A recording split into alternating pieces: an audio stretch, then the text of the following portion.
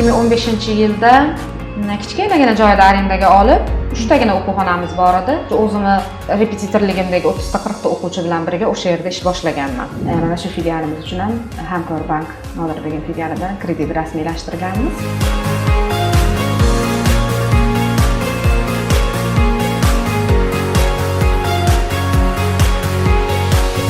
Hozir aytsangiz agar shu darajada bo'ladi deb lekin tasavvur qilmaganman. Banklar bor, kredit olsa bo'ladi, yaxshi biznes ideyalar bilan. Kasbingizni sevib, o'zingiz atrofingizga mana shu kasbni sevuvchi insonlarni yig'ib, kuchli komanda tuzgan bo'lsangiz, har qanaqa qiyinchilikni o'tib ketsangiz bo'lar ekan. Bu yerda bir hali ishxonam deb emas, uyim deb kelib ishlashadi.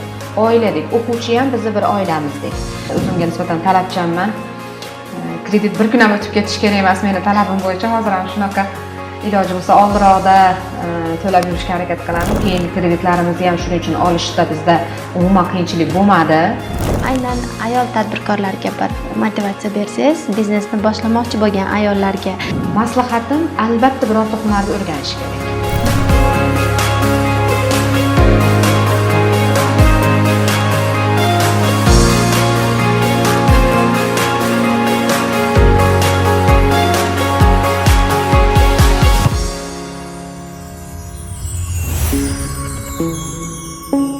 Avvalambor assalomu alaykum aziz tinglovchilar. Bugun podkastimizda yangi son va biz Andijondagi tadbirkor ayollarimizdan birini suhbatga chorladik. Ular aynan Hamkorbank mijozi sifatida mijozlarga ajratilgan kreditlardan unumli foydalangan holda bugun tadbirkorliklarini yanada kengaytirib, o'quvchilarga saboq berishda yangidan yangi cho'qqilarni zabt etib kelmoqda.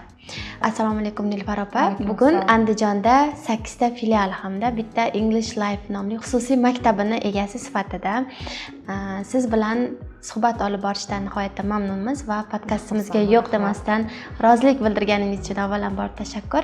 Keling, suhbatimiz avvalida 10 yil oldingi siz va hozirgi Nilufar opa birinchi qadamni qanday qo'ygan edingiz? Xo'p, 10 yil avval oddiy o'qituvchi bo'lganman. Ingliz tili o'qituvchisi. Hozir ham bu narsa saqlanib qolgan. Hozir ham o'zimni birinchi o'rinda tadbirkor ayol deb emas, ustoz deb bilaman. Chunki kasbimni juda ham sevganman.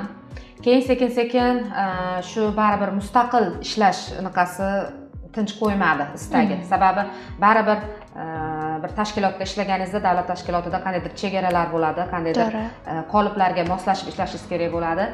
Biz o'qitishni bir o'zimiz mustaqil yondoshni juda ham xohlaganmiz.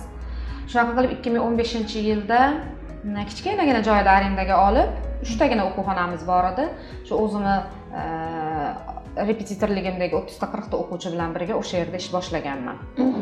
U paytda buni biznes nuqtai nazaridan hech qanaqa bilimimiz, hech qanaqa qarashlarimiz bo'lmagan. Hech qanaqa bir siz aytgandek 10 yildan keyin qanaqa bo'lishi to'g'risida tasavvurimiz ham bo'lmagan. Hamma narsa sekin-sekin o'sha ustimizda ishlab, o'sha sohamiz bo'yicha izlanib borganimiz sari o'z-o'zidan ko'zga ko'rinib borganda shu narsalar tasavvurimizga sig'ib borgan. Lekin hozir aytsangiz agar shu darajada bo'ladi deb lekin tasavvur qilmaganman. Oilaviy jihatdan tadbirkorlar bo'lmagan. Yo'q, oilamizda tadbirkorlar bo'lmagan. Dadam ham, onam ham o'qituvchi bo'lishgan. Bu qonimizda bor bu kasb, shuning uchun bu kasbga bir mehr boshqacha bo'lgan. O'qituvchilik sabab bo'lgan demak. Albatta, tadbirkorlikka kirib ketish. 10 yil davomida hech qachon unutmayman degan biror bir voqea yoki saboq o'tganmi hayotingiz davomida? Juda ko'p narsalar o'tgan. O'quvchilaringizni bir natijalarini ko'rganingizda, ularni bir yutuqlarga erishganini ko'rganingizda, shunga siz ozgina bo'lsa ham hissangiz qo'shilganini his qilganingizda, hamma qiyinchiliklaringiz, charchoqlaringiz chiqib ketadi. Lekin shunaqa kunlar ham bo'ldiki, juda qattiq sinovlar keldi bizga. Masalan, 2020-yilda o'quv markazimizda katta yong'in, qo'qqisdan yong'in chiqqan. Juda katta zarar ko'rganmiz. Ishlarimiz ancha paytga to'xtagan. Men shunda shu narsani tushunib yetganman, agar kasbingizni sevib, o'zingiz atrofingizga mana shu kasbni sevuvchi insonlarni yig'ib, kuchli komanda tuzgan bo'lsangiz, har qanaqa qiyinchilikni o'tib ketsangiz bo'lar ekan. Demak, tushunarli, sizda aynan tadbirkorning o'zi emas, balki bunaqa biznes boshlaganda aynan jamoa muhim ekanligini anglash mumkin. To'g'ri insonlardan tashkil topgan jamoa, kuchli jamoa juda muhim. Xo'p, aytingchi, bitta markazdan 8 tagacha filialgacha ko'paytirish jarayonida siz ko'proq nimaga e'tibor qilgansiz? Xo'p, boshida bu narsa juda qo'rqqanman bu narsaga, ya'ni filial ochish. Bitta filial yaxshi yurib turibdi, ikkinchi filialni ochish boshida menga juda qiyin bo'lgan. Ya'ni bu yerdagi nazoratni yangi filial bilan bir xilda olib ketish degan narsaga juda ikkilanish bo'lgan. Lekin haligi aytganimdek, o'sha bitta joyda ishlab turgan yaxshi komandadan andoza olish bilan birga o'sha ikkinchi filiallar ham, ikkinchi, uchinchi, to'rtinchi, mana hozir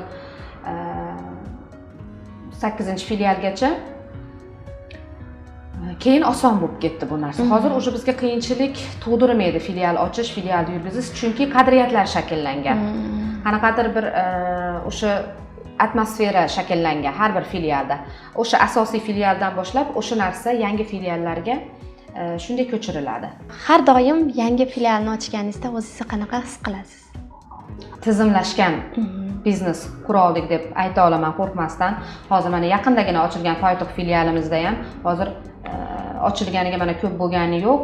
2 oy, 3-oy ishlayapti, lekin mana 700 dan ortiq o'quvchilar o'sha o'qishyapti. Demak, bu brendimizni kuchayganligidan ham dalolat beradi. O'sha uzoq tumanlardan shaharga kelib yo'l kira qilib qanchadir yo'l bosib kelayotgan o'quvchilarimiz hozir bemalol o'sha o'zini tumanida, Izboskan tumanidagilar, Poytoq demak shahridagilar bemalol o'sha yerda o'qishyapti. Demak, biz tumanlarga ham endi filiallarni ko'paytirsak bo'laverar ekan degan xulosaga keldik mana shu Izboskan tumaniga filial ochilgandan so'ng, chunki mana natijasi juda ham yaxshi bo'lyapti hozirda. Hozir mana o'quv filiallaringiz markazi ichi bilan tanishib chiqdik. Boshqacha kreativ dizayn o'quvchilarni o'ziga tortadigan nimadirlari bor. Har holda zamonaviy jihozlar bilan jihozlangan, hattoki ranglarni tanlashgacha e'tibor qilgansizlar nazarimda. Shu savolni bermoqchi edim. Andijonda o'quv markazidan ko'p yo'q, umuman hozir respublikamiz bo'ylab sizda raqobat qanday kechyapti va siz Andijon yoshlari uchun aynan mana ingliz tiliga ixtisoslashgan o'quv markazingiz, shu bo'yicha boshqa o'quv markazlari bermayotgan nimani bera oldim deb o'ylaysiz nazaringizda? Nima uchun aynan English Life'ni tanlash? Nima uchun English Life? Xo'p. Hali aytganimdek, biror bir sohaga agar u biznes deb qaralsa, unda ham biznes tomonidan bilimlarni ishlatib, u yerga bir e'tibor qilinsa, albatta yurish ehtimoli baland, lekin biznes deb emas, o'sha sohani yaxshi ko'rib, o'zingiz tushunib, o'zingiz o'sha qilayotgan ishingizdan zavq olib qilganingiz bu boshqa.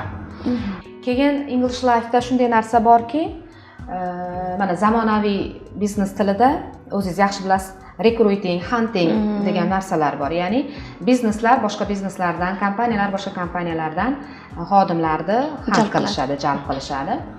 Bizda ko'proq ustoz shogird an'anasi rivojlangan, ya'ni biz o'zimiz o'qituvchilarni tayyorlab chiqaramiz. Juda ko'p hozirgi kunda mana 200 nafar atrofida o'qituvchi bizda ishlasa, bularda juda katta qismi, 90% mana shu English Life'da o'zini o'quvchilari bo'lgan. Mana shu yerda o'qib chiqishgan. Ular bu yerda o'qish jarayonidan mana shu muhitga, mana shu qadriyatlarga moslashib shakllangan. Mana shu narsa English Life'da o'ziga xos muhitini yaratib turadi. Har doim hamma filialda. Bu narsa o'quvchilarga ham bir boshqacha ruhiyat beradi. Ya'ni bir oiladek ishlaymiz biz bu yerda. Bu yerda bir hali ishxonam deb emas, uyim deb kelib ishlashadi. Oiladek, o'quvchi ham bizni bir oilamizdek. O'shuncha bir muhit boshqacha deb bilaman. Bitta odam o'zi baribir, masalan, men juda ko'p narsani takrorlayman, bir o'zim hech narsaga erisha olmasdim. Albatta mana shu komandani yordamida. Shuni hamma tushunib yetgani uchun ham bir-birini qo'llab-quvvatlaydi. Mana shu narsa muhit boshqa joylardan ajralib turadi. Bu yerda yana ustozlarga e'tibor katta. Men aytamanki, o'quv markaziga mana kelasiz, mana zamonaviy jihozlar, elektron doskalarda dars o'tiladi, xonalar zamonaviy, siz aytgandek, ranglargacha o'ylab, demak, dizaynerlar tomonidan, mutaxassislar tomonidan tanlangan, qilingan, chiroyli. Lekin men aytaman, bu hamma shart-sharoitlar xo'p zamon talabi. Lekin o'quvchi uchun ustozning energiyasidek muhim narsa yo'q. Yaxshi sharoit, bir stulni o'rniga kreslo qo'yib qo'ying o'quvchiga. partalarni bir boshqachasini qo'yib qo'ying, elektron doskalar, robotlar qo'yib qo'ying. Lekin o'qituvchini pozitiv yondoshuvi, individual yondoshuvi bo'lmasa o'quvchiga, u yerda o'quvchi o'ziga kerakli narsani ola olmaydi. Kerakli natijaga chiqa olmaydi. Shuning uchun men aytaman, bu sharoitlarni ustozlarga aytaman, komandaga aytaman-da. Bularni sizlar uchun qilib beryapman. Sizlar chiroyli xonalarda dars o'qinglar, lekin o'quvchi uchun sizlar keraksizlar deb aytaman. Demak, 8 ta o'quv markazi hamda bitta English Life maktabi. Bilamiz, maktab bilan o'quv markazini baribir o'rtasida tafovut seziladi. Siz shuni nazoratida nimalarga ahamiyat berasiz? Hozirgi kunda maktabni yurgizish o'ziga yarasha qiyinroqmi yoki 8 ta filialni yurgizish? Yaxshi savol bo'ldi. Hozir xususiy maktab bu ham ta'lim dargohi, o'quv markazi bu ham ta'lim dargohi, lekin orasida juda katta farq bor. O'quv markaziga bola haftada 3 kun yoki har kuni 1 soat, 1,5 soatga keladi-da. Maktabda butun kunini o'tkazadi. Ertalab 8 dan kech payt 4 gacha. Umumta'lim fanlari, hamma demak tarbiyasi, nazorati maktabda zimmasida bo'ladi bolani. Bu o'ziga yarasha juda ham katta mas'uliyat yuklaydi maktabga. Hozirda O'zbekistonda xususiy maktablarga ruxsat berilganiga hali ko'p bo'lmagan, shuning uchun lekin ko'p bo'lmaganiga qaramasdan raqobat ancha keskin ketyapti. Bu yerda juda muhim narsa shuki, xususiy maktabda demak bolalarni uydan ko'ra ko'proq vaqt maktabda o'tayotganini hisobga olsangiz, ularni kelajakka o'sha bir shakllanib borishi, qaysi bir sohaga yo'naltirish, qiziqishlarini to'g'ri bir nazorat qilish degan narsalar ham hammasi hozir maktabda zimmasiga tushyapti. Chunki ota-ona ertalab jo'natadi bolasini, kechki payt qabul qilib oladi. Kechki payt endi masalan qisqa vaqtgina muloqot bo'ladi yoki bo'lmaydi shunaqa. Shuning uchun maktabda ozgina qiyinroq. Masalan, bitta o'quvchiga 10-15 ta fandan o'qituvchi jalb qilinadi. Bitta o'quvchi uchun shuncha odam mas'ul. Endi hammasini teng olib ketish juda qiyin. O'quv markazida bitta fandan to'garaydi bir qiziqtirib natijaga olib chiqib olish qiyin emas. Lekin maktabda bolani butun boshli bir shaxs sifatida shakllanishiga to'g'ri muhit, to'g'ri sharoit, to'g'ri mutaxassislar jalb qilingan bo'lishi kerak. Demak, keling maktabingiz natijalariga ham bir nazar soladigan bo'lsak, o'quv markazida natijalar qanday va maktabdagi natijalar qanday? Maktabdan menimcha yetishib chiqayotgan o'quvchilar o'quv markaziga unaqa ehtiyoj sezmasa kerak. Albatta.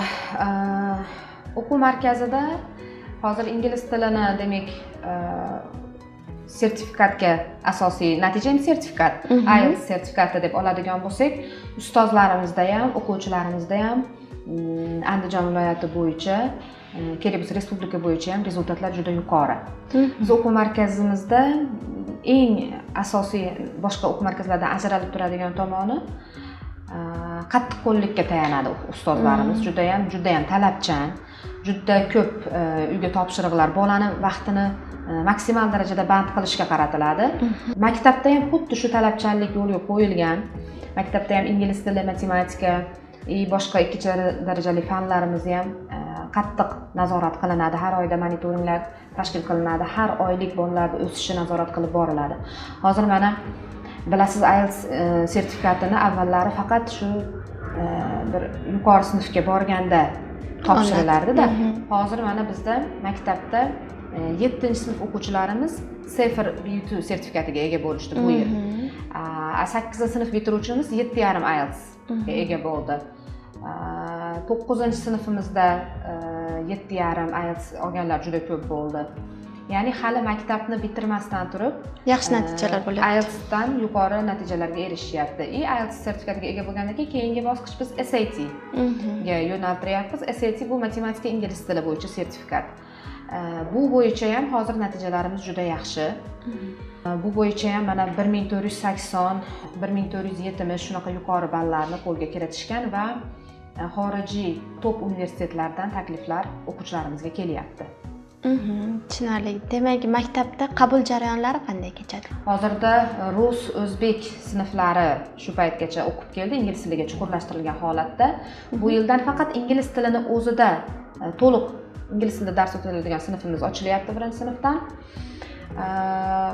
Hozirda qabul jarayonlari maktabga imtihon asosida qabul qilinadi. Sababi bolani boshlang'ich darajasi biz uchun muhim.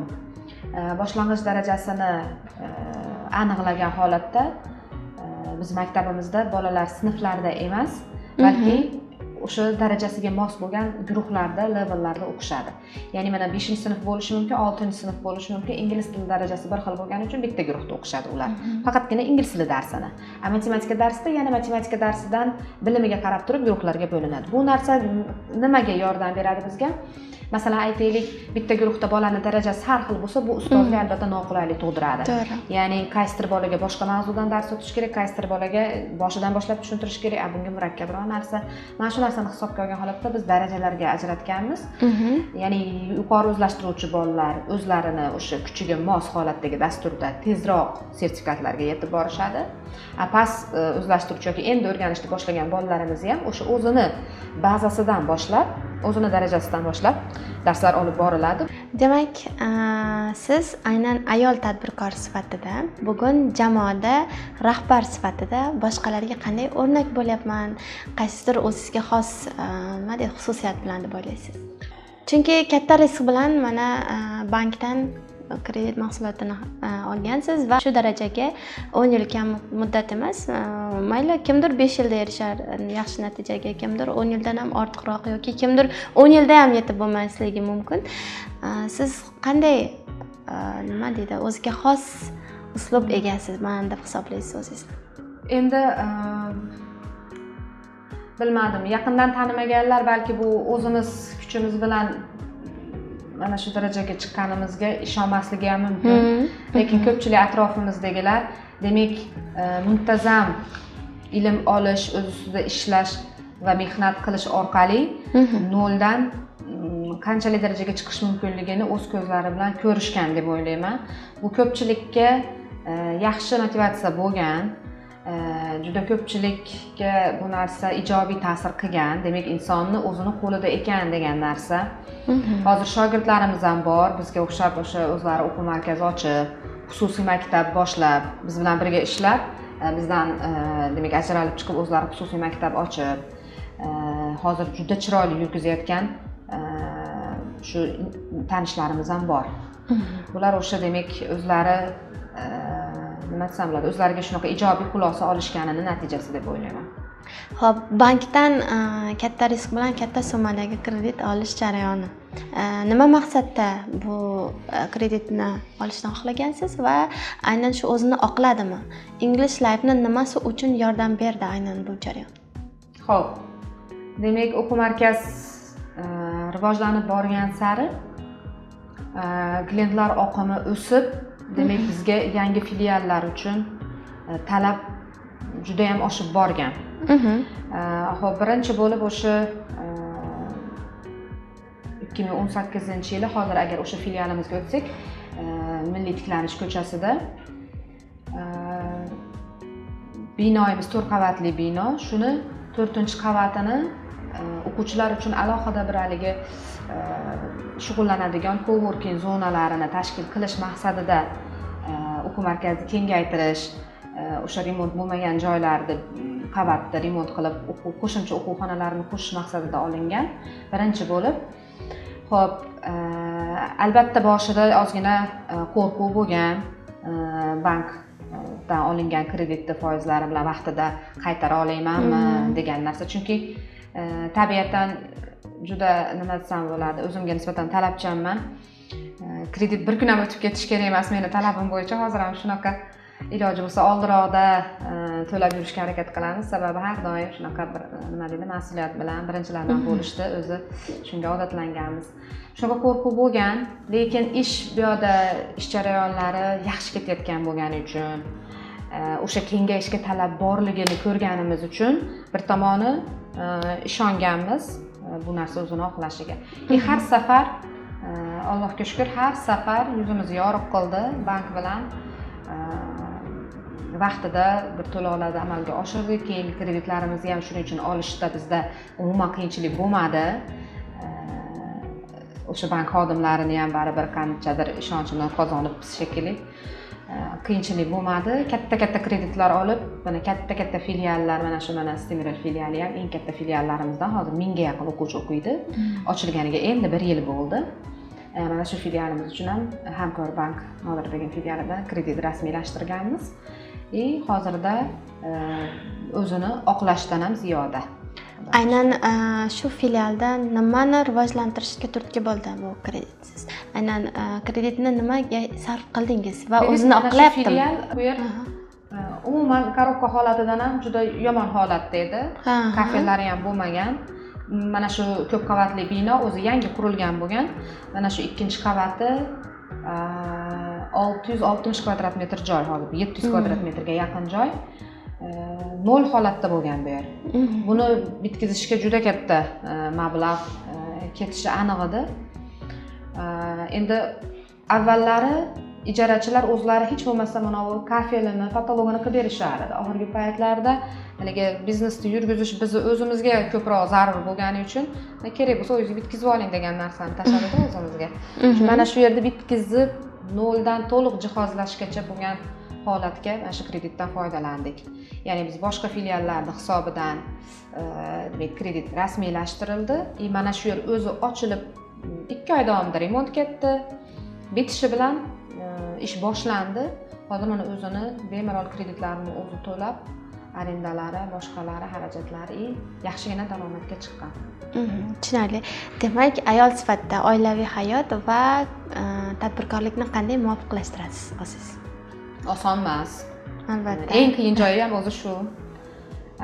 Endi bitta narsa, hozirgi holatda balansni ancha yaxshi ushlayapman deb o'ylayman, lekin bir 5 yil avval so'ragan bo'lganingizda ancha hali tajribam kam, hali biznesda bunaqa kengayishiga tayyor emasman, ruhiy, oilaviy qiyinchiliklar bilan juda ham qiyin holatlar bo'lgan. Hozirgi kunga kelib, lekin ancha muvofiqlashtirib olganman deb o'ylayman. O'zim ustida ishlayman, o'sha vaqt management degandek vaqtni taqsimlash, o'zim uchun alohida vaqt, oilam uchun alohida vaqt, biznes uchun, ya'ni hammasida o'zini o'rni bo'lish kerak ekan baribir. Ya'ni butunlay biznesga o'zingizni berib yuborishingiz ham noto'g'ri, balansda ushlashingiz kerak, chunki o'sha oiladan oladigan energiyangiz ham biznesni rivojlantirishga sarf qilayotgan energiyangizga demak qo'shimcha bir haligi kuch beradi. Shuning uchun balans hozirgi kunda Allohga shukr balansni ushlab olganman. Farzandlarim ham katta bo'lib qolishgan. Ular ham bu ishni yaxshi tushunib, kerak bo'lsa mana o'g'lim bo'sh vaqtlarda kelib yordam beradi. Qabulxonada ishlaydi. Hozir assistent o'qituvchi bo'lib ishlayapti. Yaxshi ko'radi, qiziqadi. Hammamiz nima desam bo'ladi, oilaviy kirishib ketganmiz bu narsaga. Tadbirkor ayolning farzandlari qanday bugungi kunda? Ta'lim tarbiyasiga qanday e'tibor bergansiz? Ona sifatida ham ustoz ekansiz, o'zingiz o'qitganmisiz yoki nima deydi? Farzandlar odatda tadbirkor ota-onaning farzandlari erka yoki tantiq yoki aks holatda bo'ladi va ular o'ziniki kabi ulardan nisbatan erkinroq hayot bo'lishi mumkin. Haligi qo'llab-quvvatlash yaxshi bo'ladi ham moddiy tarafdan, ham boshqa tarafdan. Shuning uchun siz bunga qanday ta'lim tarbiyaga e'tibor bergansiz? To'g'ri aytyapsiz. Yaxshi sharoitda o'sgan bolalar ko'pincha bir haligi qiyinchilik ko'rmasdan, bir sinalmasdan katta bo'lishadi. Bu tomondan nima desam bo'ladi? Haqiqatda bir og'ir mehnat ko'rmasdan yaxshi sharoitda yashab o'sishdi, lekin ilmga bo'lgan, demak, uydagi muhit baribir ularga katta ta'sir ko'rsatdi. Ya'ni o'qishga qiziqtirish uchun ortiqcha bir haligi ko'p ota-onalarda bo'ladi-ku shunaqa muammolar, o'qishga qiziqmayapti, repetitorga borishni xohlamayapti yoki mana o'rganishni xohlamayapti, xorijiy tillarni o'rganishni xohlamayapti deb. Menda unaqa muammo bo'lmagan, o'zim bilmadim shu sohada bo'lganim uchunmi ularda qiziqish kuchli bo'lgan. Lekin men o'zim ustozlik qilmaganman ularga. Men o'zim bolamga ingliz tilini o'rgatmaganman.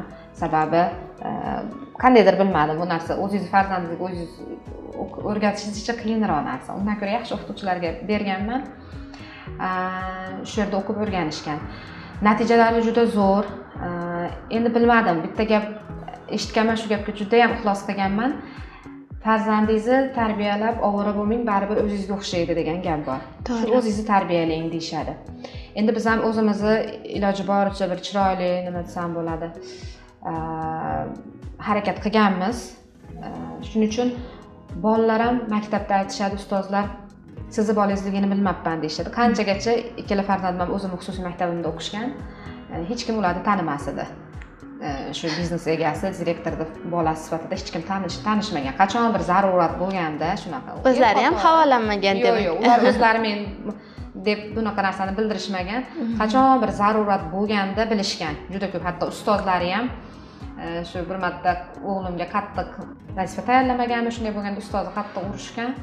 Direktorni oldiga olib kiraman deb, shundayligiga sinfdoshlari kulishgan. Shundan keyin bilgan ustozi ham direktorni farzandaligini, lekin unaqa narsa yo'q ularda. Hozir ham mana IELTSdan o'g'limning natijasi 8, qizim 8-sinfda 7,5 qo'lga kiritdi, lekin ikkalasi ham natijasidan qoniqishgani yo'q. Bu narsa meni xursand qiladi. Masalan, o'g'lim 8,5 olishim kerak edi, ozgina unday bo'ldi, bunday bo'ldi deb xafa bo'ldi. Singlisi 8 olishim kerak edi, 7,5 chiqib qoldi. Speakingga qandaydir past chiqib qoldi, hayajonmi va birinchi marta topshirishi. Shunaqa, shuning uchun farzandlarim bilan faxrlanaman, Allohga shukr, shunaqa farzandlar berganiga. Yaxshi hozir ularning natijalari, bundan keyin ham shunaqa ketishadi deb umid qilaman. Demak, hayotda siz shuncha etapni bosib o'tdingiz, o'zingiz qiziqqan sohada ishlayapsiz, farzandlaringiz bor. Nima desam, ayollik baxtini his qilgansiz deb o'ylayman. Ayollik saodati bilan yashayapsiz. Aytingchi, biroz qanchadir muddatga orqaga qaytish imkoni bo'lganda o'zingiz uchun yana nimani o'rgangan bo'lardingiz? Va aynan ayol tadbirkorlarga bir motivatsiya bersangiz, biznesni boshlamoqchi bo'lgan ayollarga, kredit olishda katta risk qilmoqchi bo'lgan ayollarga bitta jumla bilan aytingchi, nimaga o'sha biznesni boshlashdan oldin tayyor bo'lishi kerak? Xo'p, agar ortga qaytgan bo'lganda ko'proq hunar o'rgangan bo'lardim.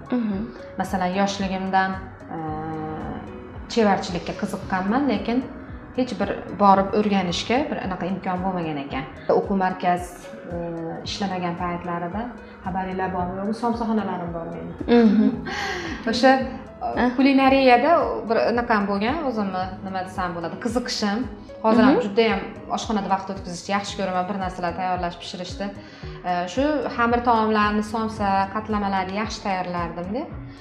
Shundan somsa biznesini boshlab o'rganman. Somsaxona ochganmiz. Hozir uni ham 3 ta filiali bor, 3 ta 4 ta filiali bor. Yaxshi daromadli biznes. Shuning uchun o'zim farzandlarimga ham ko'p aytaman. Diplom xo'p, o'z yo'liga, ilm o'z yo'liga, lekin insonda har doim qo'lida hunar bo'lishi kerak. O'sha uyda o'tirib qolgan paytingizda hunar asqotar ekan. Agar ortga qaytish imkoni bo'lganda gilam to'qish deysizmi, chevarchilik deysizmi, shularni o'rgangan bo'lardim. Hozir ham rosa qiziqaman, masalan, o'sha bir atelyelar ochishga. Faqatgina o'sha hozir aytyapsiz mana ayollarga. Maslahatim, albatta birorta hunarni o'rganish kerak. Ya'ni o'zini qo'lidan biror ish kelsagina ana shu ishni demak biznesga aylantirishi mumkin.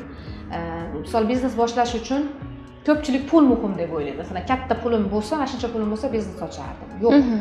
Pul topiladi qachonki zo'r ideya bo'lsa va o'sha ideyani qanday bir yurgizib ketishga o'sha aqli yetadigan darajada bo'lsa inson, pul topiladi. Mana banklar bor, kredit olsa bo'ladi yaxshi biznes ideyalar bilan yoki investorlarni jalb qilish mumkin boshlanishiga yoki boshlanishiga ozgina. Masalan, mana shu somsaxonani $2000 pul bilan boshlaganmiz.